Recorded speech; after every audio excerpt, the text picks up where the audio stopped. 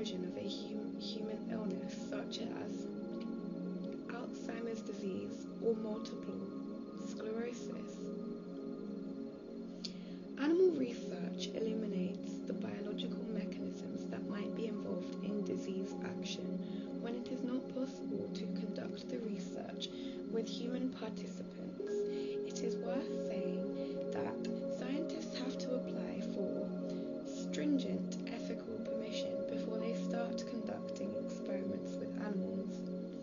In their ethics applications, researchers have to clearly explain how they will care for the animals and demonstrate that they will have considered all the ways in which they have to limit the animals' distress during the trial.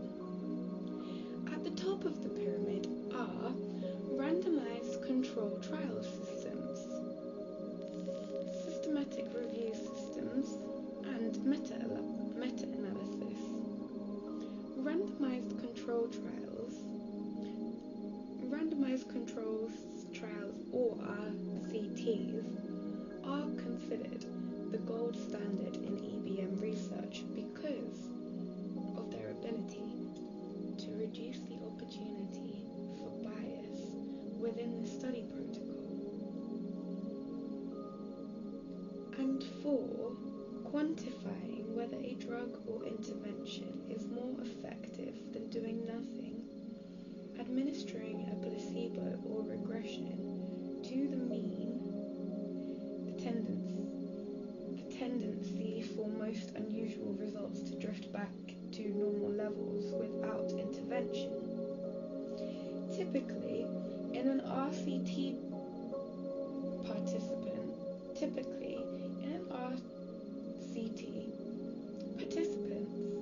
are randomly allocated to either the active arm of the trial, where they receive the real treatment, or the placebo condition.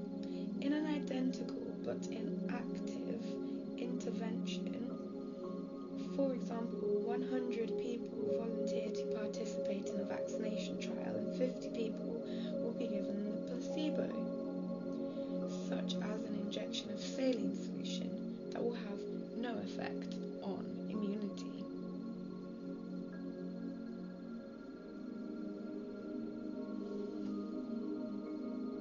Importantly, neither group will know whether they are getting the real treatment or not, and ideally, neither would the nurse that is administering the injections. They are then exposed to the live virus and assessed for how many from each group go on to develop the infection. At this stage, researchers are in a position to say whether one thing causes or has a direct effect on another particular group of people. That's really interesting. So after they're able to administer the live virus, they're then able to assess the position. The researchers are then in a position to say whether one thing causes this or has a direct effect on another particular group.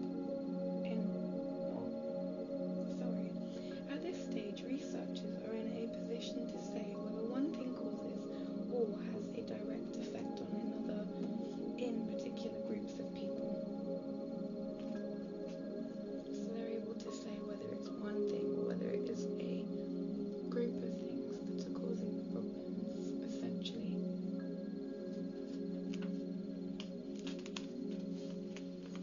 What if we're not testing a drug? When it comes to lifestyle habits, it is increasingly difficult to prevent people from knowing whether they are in the active or placebo condition of the trial, especially in nutritional studies. Wow, that's really interesting, because you'd think that nutritional studies were looked into more often, but yeah, it is increasingly difficult to prevent people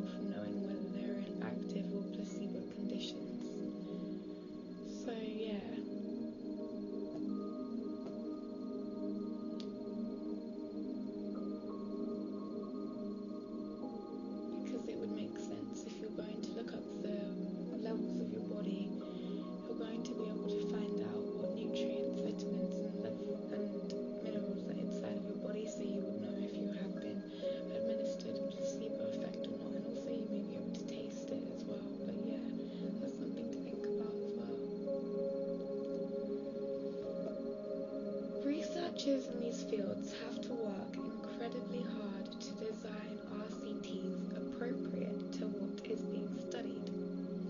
Also, when studying lifestyle, we can make general assumptions that the activity or behaviours, e.g.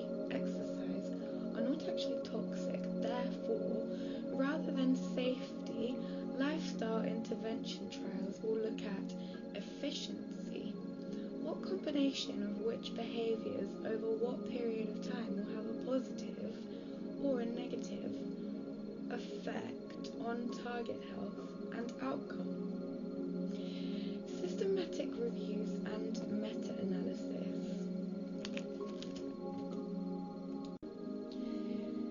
There is evidence from RCTs that can tell us about causality.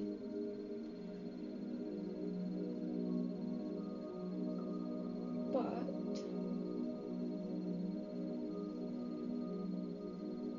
results are still confined to the population on which it was tested. It is not uncommon for people for research. It is not uncommon, for example, for research to be conducted on small groups of a particular population, such as a white male university student demographic. This is often an opportunity sample. Most research labs are parts of universities, but it means that researchers risk overlooking features that are specific to women or people of other ethnicities, for example. Systematic reviews and meta-analysis allow the results of several small trials to be pulled together and to look for overall trends. This can give us more confidence that the results that were observed can be generalized to large populations rather than small idiosyncratic groups. This is of course really important when making recommendations at a national or population level. There are a few quick notes on research. The first thing is to remember that you are in charge. I've heard it said before that patients and the public do not need to be given the evidence when it comes to health information. They just need to be told what to do, and I strongly disagree with this position for a few reasons. I think that it is insulting. The kind of attitude underestimates an individual's willingness and ability to understand why they are being advised to change their behaviour and what outcome they can expect. It is based on the argument from authority, known as the appeal to authority. This is kind of poor reasoning that says that you should do this because I am an authority. So yeah, the argument from authority / the appeal to authority argument shows poor reasoning, because when you are in a you should do as I say because I am in authority mind state, you don't listen to other people around you. However, simply being an authority, e.g. having the right qualification, doesn't automatically make someone's information or practice sound.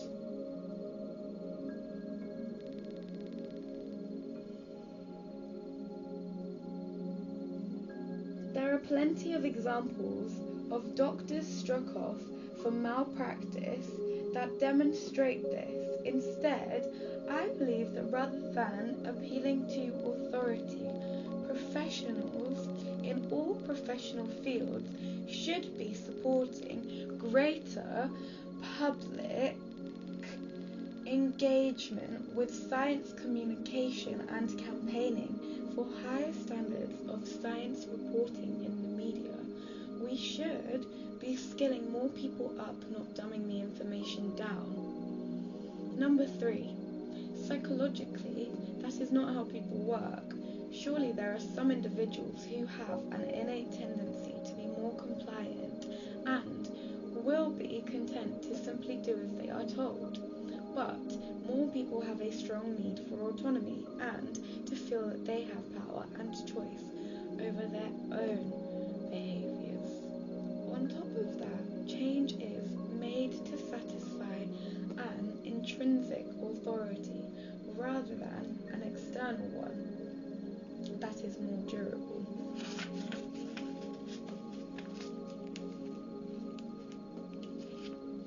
Takeaways.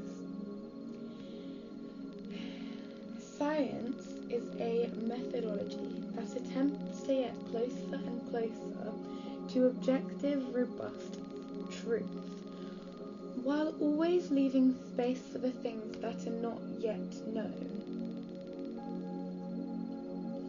There is a hierarchy of evidence. Broadly speaking, the higher up the hierarchy one goes, the more difficult and expensive the research is to conduct, but the more confident that we can be of the outcomes. When you read a news headline or a blog post about a health claim, look for what level of experience is being reported. If possible, ask if the person will provide a link to the source they are referring to. It is not enough that the person seems trustworthy or has a large online following when it comes to implementing advice that could have an effect on your health. You deserve to have the best quality, meaning the most reliable information that you can get. The research I refer to in this book is based on human trials because I want the information to be as relevant to you as possible.